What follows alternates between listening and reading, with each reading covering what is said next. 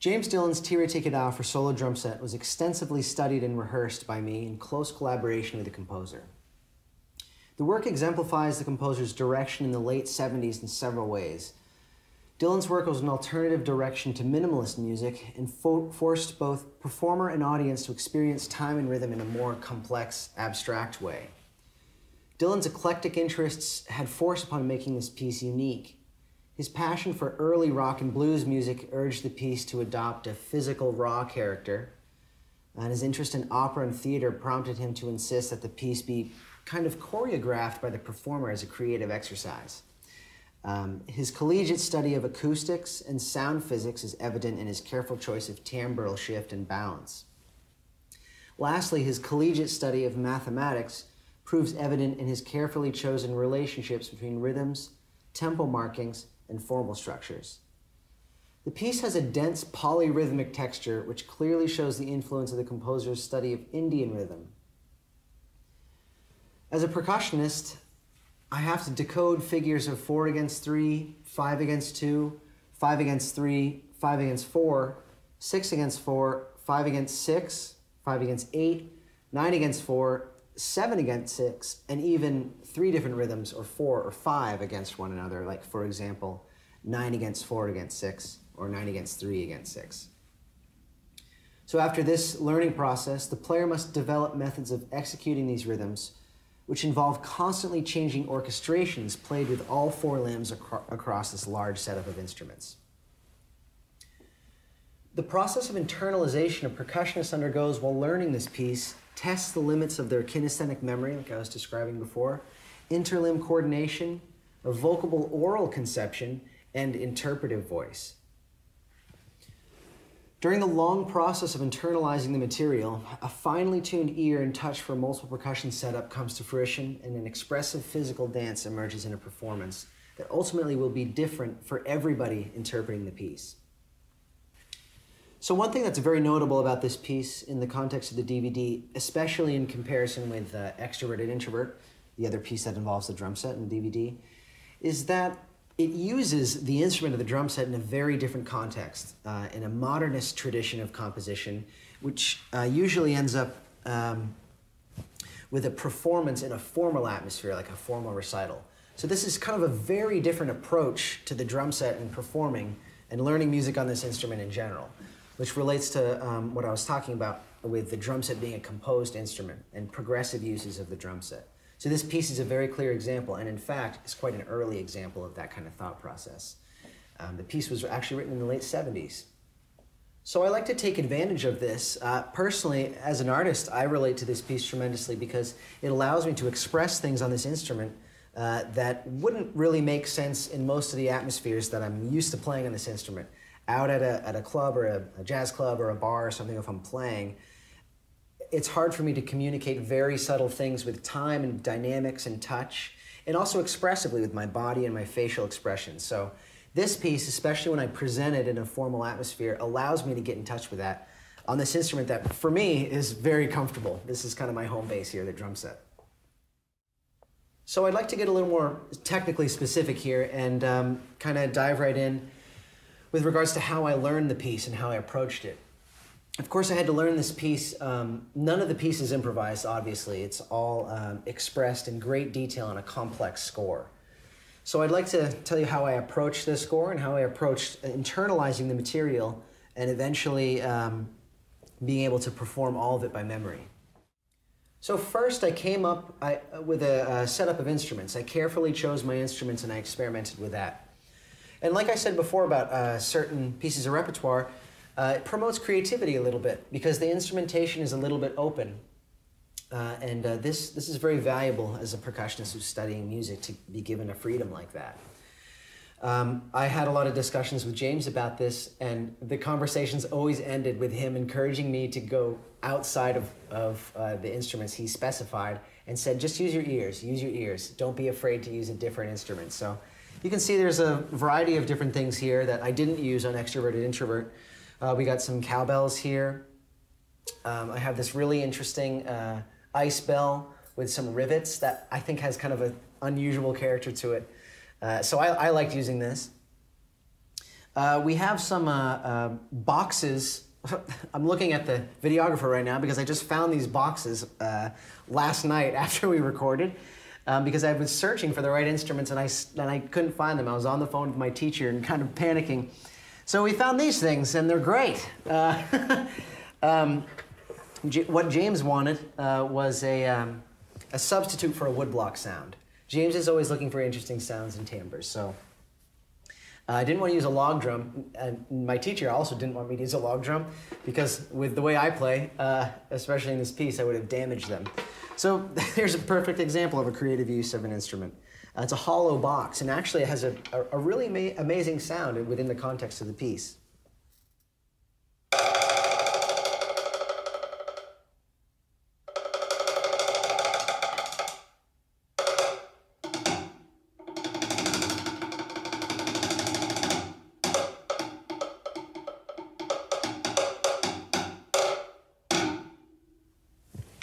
It's not something you'd usually hear on a drum set.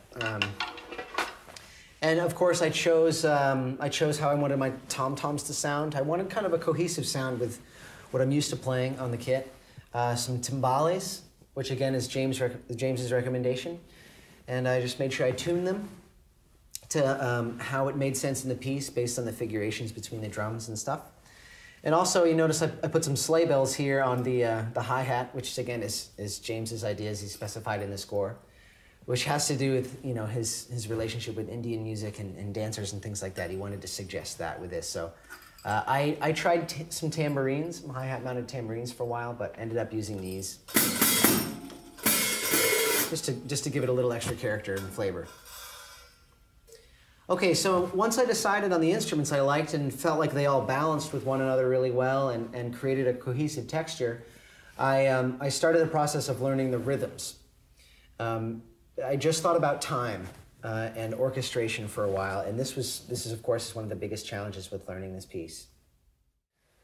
Okay, so I used a variety of different methods, just like I was describing in the introduction of the DVD. I took as many different methods as I could that were unrelated, from different sources, and tried to use them for the same common goal, which was learning the piece as best I could. So I listened to recordings. I just tried to sit back and take it all in and listen to some responsible interpretations of the piece and recordings that have been made, which involved some searching, of course. And I also studied the score, and I tried to make some notes and to just study it before I started playing it physically and to understand exactly what I was seeing and just try to take in as much information as I could by studying. So like I said, one of the most challenging things about learning this piece was the rhythms. And like I mentioned in the very beginning of this lecture, there's a tremendous amount of polyrhythms in the piece, different rhythms and different voices happening simultaneously. And as a solo performer, I have to play them simultaneously with various combinations of my hands and my feet. So James chooses to use mensural notation because he's interested in traditional performance practice. So I actually, I have to credit Ross Carr, actually, my good friend, who I met when he was performing the Spark Festival, for inspiring me to choose this method to learn the piece. I actually decided to rewrite a lot of it using some graphic notation and doing a little bit of math to express the rhythms in a clearer way for me so I understood them. So I went through that process with almost all the material in the piece. So approaching polyrhythms as a solo performer, if I want to have two different voices doing a different rhythm and I have to play them simultaneously, how do I approach it? Well, one of the biggest points I want to make in this lecture is understanding the composite rhythm, okay? The composite rhythm is the resulting rhythm of both rhythms happening at the same time. So it's a way to kind of simplify it into one voice. But the listener won't be able to tell if you execute it successfully. They'll hopefully hear both independent rhythms, especially if you're playing them on two different instruments. So understanding the composite rhythm. This can be from a performance basis, but for the most part, it's an oral thing. I'd like for you to practice these composite rhythms by singing them. Okay, so here's an example, just to clarify. 5 against 4. Let's divorce ourselves from the piece for a second and just think about 5 against 4. So I'd like to play 5 evenly spaced notes with my right hand against 4 evenly spaced notes with the left hand. And I'll just use 2 different sound sources so you can hear them. okay? And then I'll snap my fingers on what would be the next marked beat.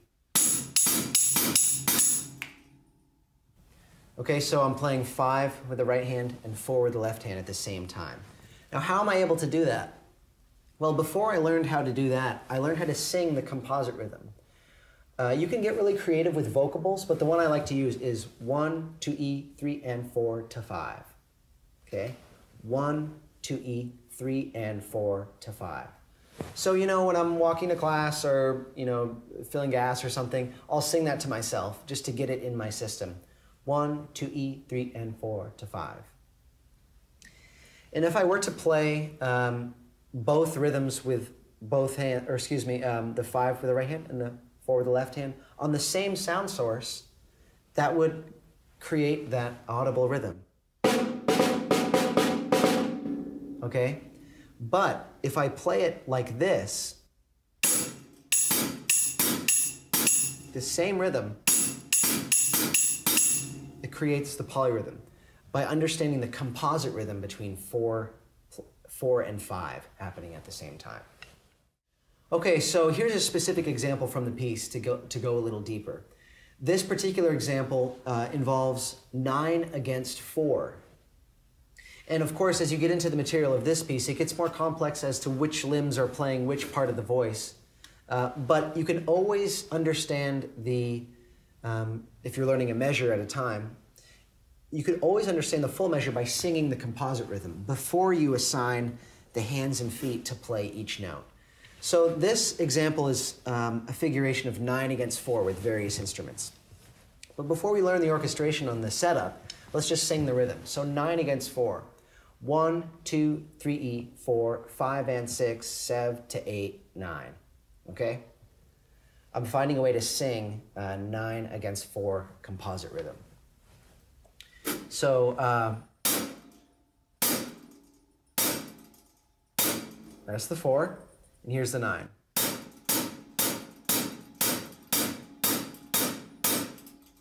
And those sleigh bells are jingling a little bit too.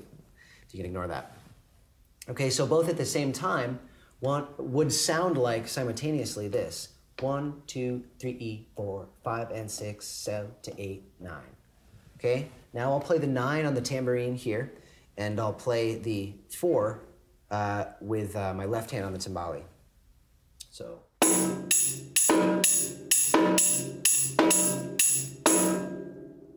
Okay, and if someone were to be listening to that, hopefully they'll just be able to hear 2 independent rhythmic voices happening at the same time.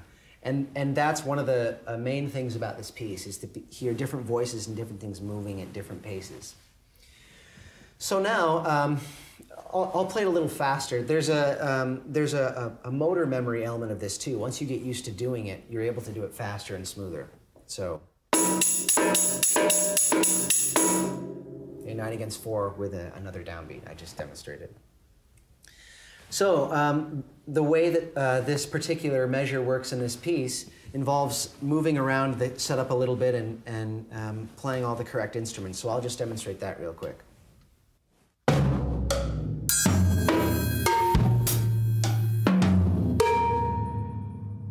Okay, so it involves some cross-sticking and some choices about what hand was playing what instrument, but you still heard the underlying composite rhythm of the 9 and the 4. 1, 2, 3, 4, 5 and 6, 7 to 8, 9.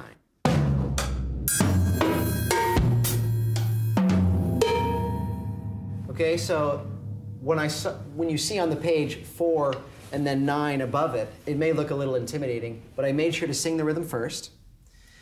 Then I learned the sticking, and then the rhythm came out very naturally because I already had an oral concept of the rhythm.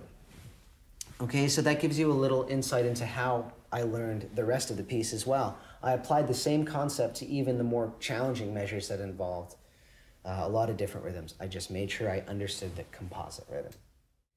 So before I close this lecture on this really great piece by a great composer, I want to say that the tools that I'm teaching to you are just the first step, okay? And my goal when I perform the piece isn't to just play the rhythms as accurately as I can, but in fact, to take it to another level. And in fact, there may be some elasticity when I get to that moment in the performance, and it may not be exact, but it's a good place to start from.